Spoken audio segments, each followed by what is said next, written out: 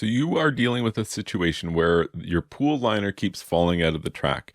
And let's assume that you've already tried boiling water poured all over the area that you're going to be working with, and then you stretch the liner up and put it back in the track. You've managed to do that, and it fell out again. So what's the deal? Where do you go from here? So the first thing that I'm going to do, if that's a problem, I want to get right up close and I want to visually inspect the coping track itself, because the coping track is a little recess, but it's not just flat on the bottom.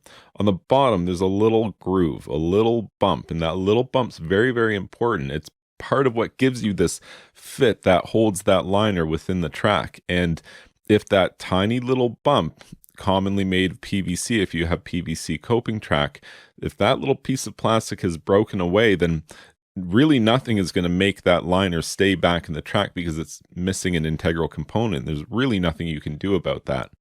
Maybe you have that, little bump there still, and you weren't able to get the liner quite all the way in the track, or it could be that the track itself is starting to stretch. This is something that happens over time.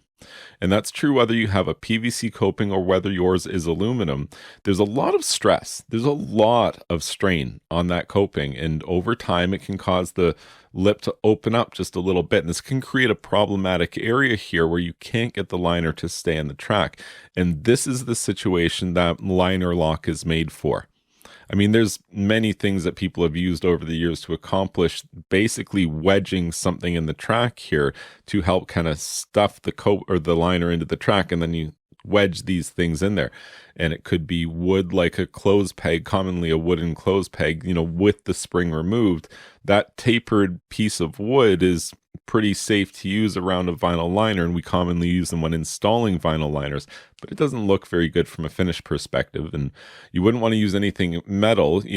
Commonly people used to use pennies. Like way back in the day, you would find pennies jammed in the track, and that would help to retain the liner. Nowadays, just use liner lock. It's like, I don't know, $1 for many feet of it, and it's just a piece of tapered shaped malleable plastic that you jam into the track after the liner's already in there. So you kind of hold the liner in place, and then you jam this stuff in there, commonly with a white rubber mallet. You tap it in place and it retains the liner a little bit better and stops it from slipping out. Normally, even just putting that on the problem area is enough. If the whole pool's a problem, you can install this, around the entire pool.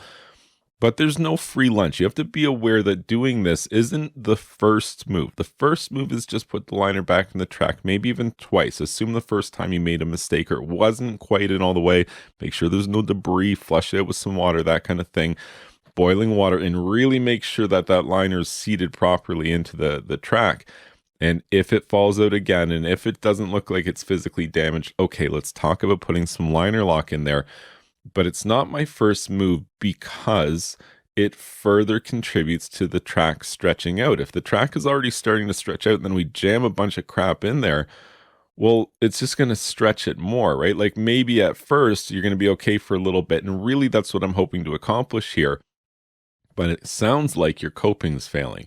And it could be that your liner's getting old. When liners get old, they lose their elasticity and they shrink a little bit. And this puts an increased strain on your pool coping. And it's one of the many reasons why you shouldn't try to squeeze extra life out of a liner at the end of its service life. You should go ahead and replace it right away, because it can do stuff like put additional strain on your coping, and then it's starting to open up. And then we jammed a bunch of stuff in there to try to compensate for that, when really the right move was replacing the liner to one with a more relaxed, comfortable fit in there that's not putting so much strain on your coping.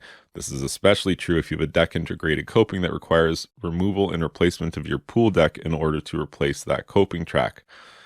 That's not a good situation. So you're now aware that there is a product called Liner Lock, which you can use to help with these problematic areas, and you kind of know the steps involved with the way we go about dealing with this, and eventually resulting in having to use a liner lock, and then just being aware that eventually there is an end to the service life for this coping, and the more that we do to it, like installing liner lock, people are often say, well, just install the liner lock around the whole pool. It looks funny to have that one little section there. It's like, I could. Do you want to stress out the whole coping more, or do you want to just get by with this one little area with a little piece of liner lock in it? Normally, I would just put that one little area in and not necessarily install it around the whole pool if the whole pool isn't having problems with the liner falling out. And if the whole pool is having problems with the liner falling out, you've probably got another problem. If you found this information helpful, please be sure to like this video and subscribe to my YouTube channel. And you can check out my website, swimmingpoolsteve.com.